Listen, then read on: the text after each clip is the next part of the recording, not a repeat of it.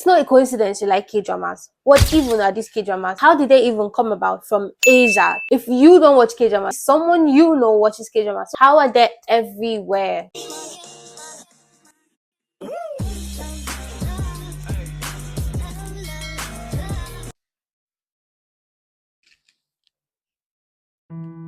Hello, my name is Grace Angel. I'm a K content creator and language creator, and today I want to take you through the history, the inception, the skyrocketing moment, the ups and downs, and basically everything that sum up the Korean entertainment industry as we know of today.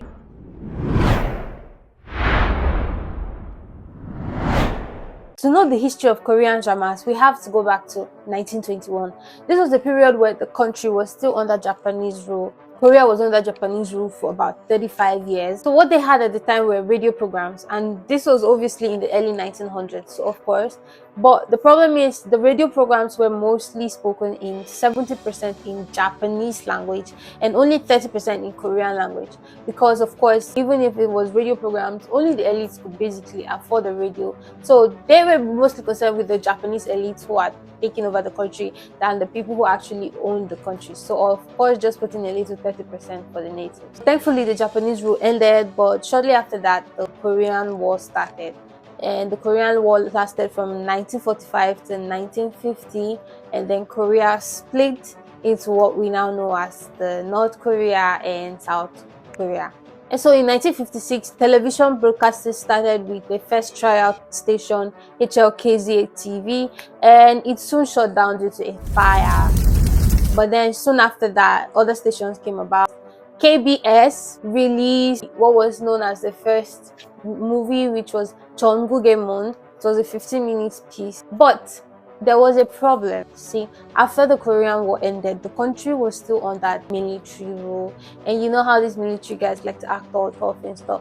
So basically, television broadcasting was censored for a very long time. This book could have prevented a lot of people from entering into the industry because basically the military had a say on what you could air out and what you couldn't air out. And subsequently, other channels sprung up after that. And the first series, that is the first drama, aired Buntong Mari, and basically that gave way to both films and dramas and series. But of course, there was another problem. It was 1960. Not every family had or could even afford a TV. Remember, the country was under Japanese rule for 35 years, and shortly after that, it was the Korean War, which basically split the whole nation. But around the 1970s, TVs were becoming a norm. So I guess more families started accessing TVs and having TVs. I guess it became a thing like, oh, I should have a TV in my house. And then more dramas started airing.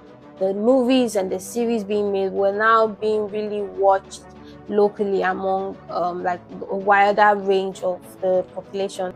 But there was another problem for the industry. They suffered from lack of funding and technology.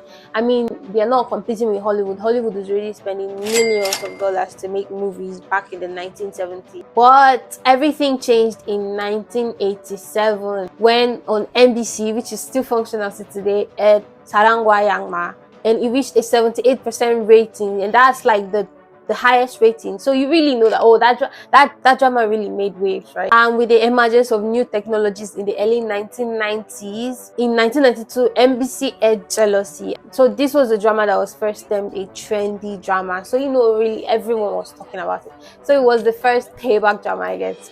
This drama also gave rise to the romantic comedy genre that we know of today. I'm personally a fan of rom-coms, like, oh my god, King of Land. So following the 1997 Asian financial crisis and the end of military censorship over the South Korean entertainment industry. So what this basically means was the military finally has no say on what these Korean broadcasting channels could or could not do with their movies. So what they did was they started exporting K-dramas to different neighboring countries. And they emerged as a major exporter of K-culture to different countries. This gave rise to what we now know as the Korean wave or Hallyu.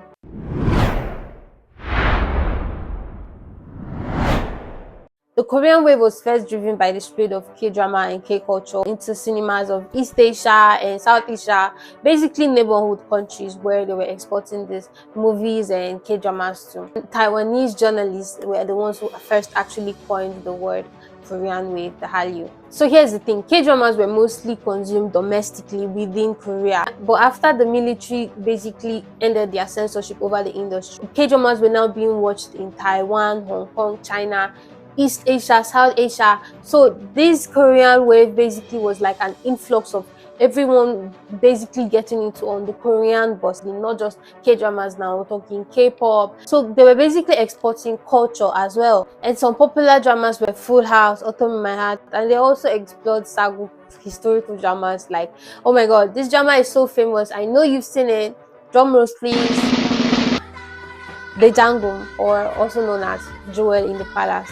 I watched that drama and I love it. I love that drama. Till today, I still have the songs in my head. So the Jangum aired and it became so popular. This drama has been credited for having the greatest impact on the Korean drama entertainment industry in that time. And in May 2005, where the last episode was airing, that episode became the highest rated episode in Hong Kong. Wait, hold on. What does this mean? It means that this industry that was suffering from lack of funds, lack of technologies just years ago, that particular last episode of The Jangum in 2005 was now the highest rated in Hong Kong, in another part of Asia. So at the time, you didn't need no one to tell you that the Korean entertainment industry were already breaking boundaries, not just in Korea, but outside Korea. The Korean wave was really waving. Wait, what?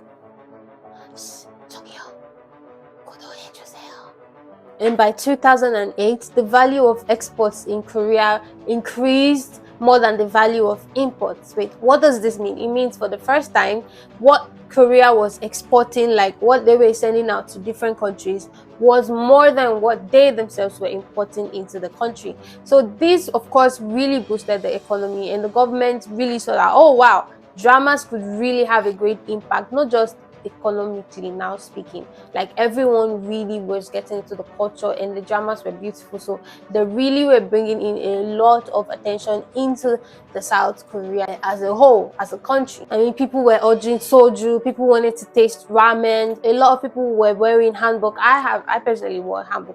Of course, this was like a huge deal for the country, and so the government started setting up schemes to support the Korean entertainment industry, so basically funding them and giving them all the funding, all the technologies they needed to really start breaking bounds and basically competing higher up.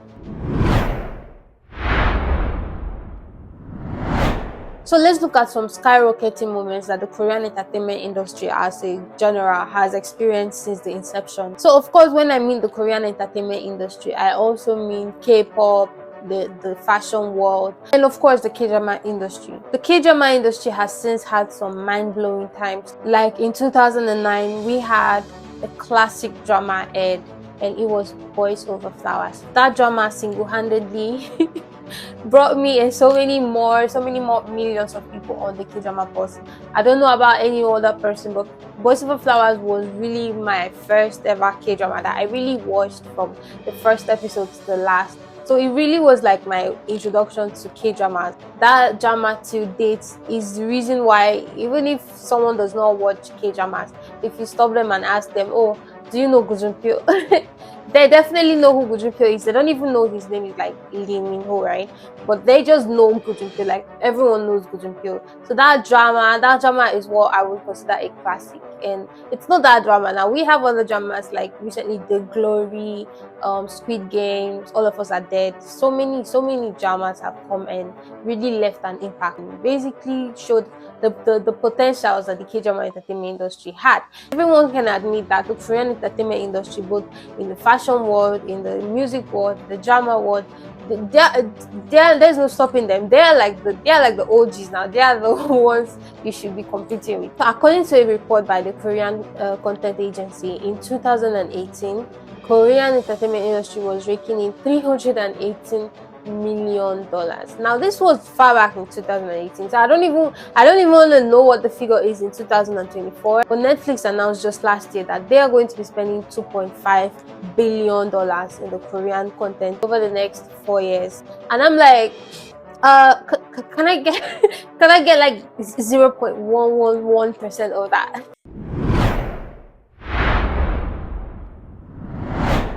So let's talk about the impacts these Korean dramas have had in both the culture and the economic aspect of the country. Tourism in South Korea has since, even North Korea, has since turned to a place where tourists want to visit. So now North Korea is generally because they are curious.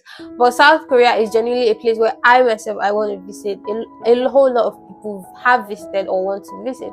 Why? Mostly because K-dramas were obviously shot in Korea, and so it has showcased so many beautiful scenes, so many beautiful places that I personally would like to visit whenever I start my world tour.